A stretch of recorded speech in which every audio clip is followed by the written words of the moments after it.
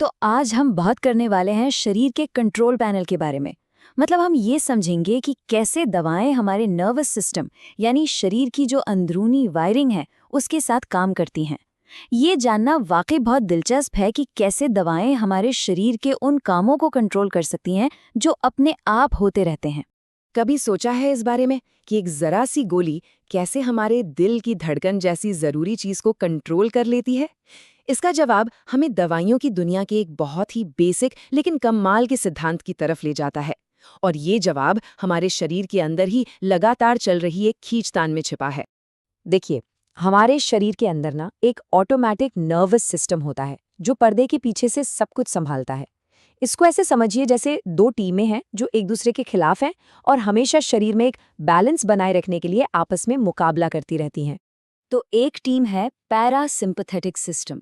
इसका काम है शरीर को शांत रखना, आराम करवाना और खाने को पचाना। इसे रेस्ट एंड डाइजेस्ट मोड भी कहते हैं। और दूसरी टीम है सिंपैथेटिक सिस्टम, जो हमें किसी भी तरह के तनाव या खतरे के लिए तैयार करती है। यही है वो मशहूर फाइट और फ्लाइट वाला रिस्पॉन्स। तो सवाल ये है कि ये दोनों सिस्टम काम कैसे करते हैं? ये सारा खेल है नर्व सेल्स के जरिए भेजे गए मैसेजेस का। ये संदेश असल में केमिकल मैसेंजर होते हैं जिन्हें हम न्यूरोट्रांसमीटर्स कहते हैं। और बस यहीं पर दवाएं अपना कमाल दिखाती हैं। वो इन्हीं केमिकल संदेशों को या तो बढ़ा देती हैं या फिर उन्हें रोक देती हैं। चलिए पहले रेस्ट एंड डाइजेस्ट सिस्टम यानी पैरासिम्पैथेटिक सिस्टम को थोड़ा और समझते हैं। समझ लीजिए, ये हमारे शरीर का डिफ़ॉल्ट मोड है। जब हम एकदम शांत होते हैं, आराम कर रहे होते हैं, तब यही सिस्टम हमारे सारे ज़रूरी काम संभालता है।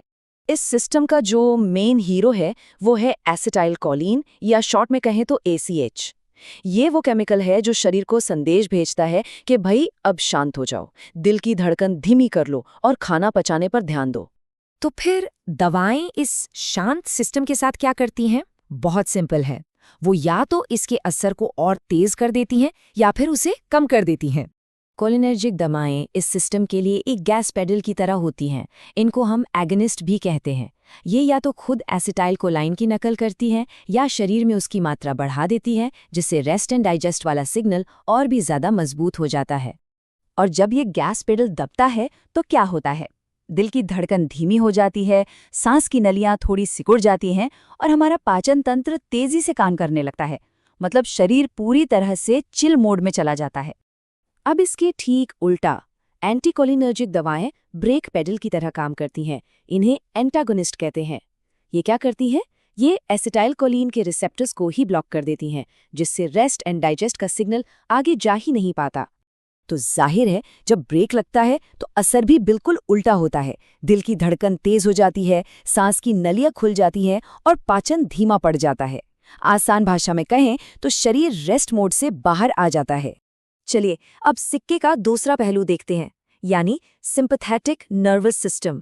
ये है हमारा एक्शन मोड, जो हमें किसी भी तरह के तनाव, एक्सरसाइज या खतरे से निपटने के लिए तैयार करता है।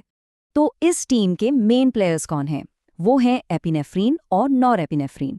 इन्हें एड्रेनलिन और नॉरएड्रेनलिन के नाम से भी जाना जाता है। ये वो केमिकल्स हैं जो शरीर में एक्शन का अलार्म बजा देते हैं।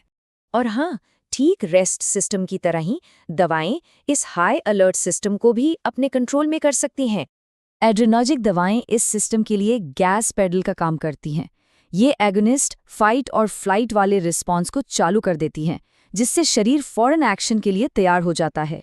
और इसका नतीजा ये होता है कि दिल तेजी से और जोर-जोर से धड़कने लगता है। सांस की नलियां पूरी तरह खुल जाती हैं ताकि ज़्यादा से ज़्यादा ऑक्सीजन अंदर आ सके, और ब्लड प्रेशर भी बढ़ जाता है। शरीर एकदम अलर्ट मोड पर आ जाता है। और बिल्कुल, इस सिस्टम के लिए भी ब्रेक पेडल होते हैं। ये हैं एंटी एड्रेनर्जिक दवाएं, यानी एंटागनिस्ट, जो फाइट और फ्लाइट की इस तूफानी प्रतिक्रिया को धीमा कर देती हैं। और पता है सबसे दिलचस्प बात क्या है? ये ब्रेक बहुत सटीक तरीके से लगाए जा सकते हैं। डॉक्टर्स ये चुन सकते हैं कि उन्हें सिंपैथेटिक सिस्टम के किस हिस्से पर ब्रेक लगाना है।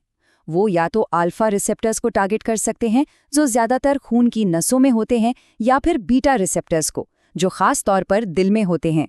इससे उन्हें बहुत फाइन ट्यून्ड कंट्रोल मिल जाता है। बीटा ब्लॉकर्स इसका एक बहुत ही अच्छा उदाहरण है। ये दवाएं खास तौर पर दिल पर फाइट और फ्लाइट के असर को कम करती हैं, जिससे दिल की धड़कन की रफ्तार और उसके धड़कने का जोर दोनों ही कम हो जाते हैं। जैसे कि प्रोप्रानोलॉल, ये एक बहुत ही कॉमन बीटा ब्लॉकर है जिसका इस्तेमाल अक्सर हाई ब्लड प्रेशर यानी हाइपोटेंशन के इलाज में होता है।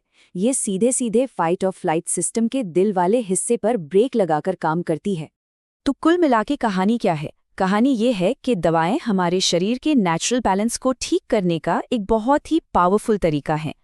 तो बस एक चीज याद रखिए, एगोनिस्ट मतलब गैस पेडल जो किसी सिस्टम को चालू करता है, और एंटागोनिस्ट मतलब ब्रेक पेडल जो उस सिस्टम को रोकता है। मेडिकल साइंस का एक बड़ा हिस्सा बस इसी सिद्धांत पर काम करता है, शरीर के अपने ही सिग्नलों को या तो तेज करना या फिर धीमा करना, ताकि जो बैलेंस बिगड़ गया है वो वापस आ सके। ये एक तरह से शरीर की अपनी ही भाषा में उससे बात करने जैसा है। अब जब ये पूरा सिद्धांत समझ आ गया है तो ये हमें एक बड़े सवाल पर सोचने के लिए भी मजबूर करता है। नर्वस सिस्टम के अलावा हमारे शरीर में और कौन-कौन से सिस्टम हैं जिन्हें इसी गैस और ब्रेक के सिद्धांत से ठीक किया जा सकता है? इस पर सोचिएगा जरूर।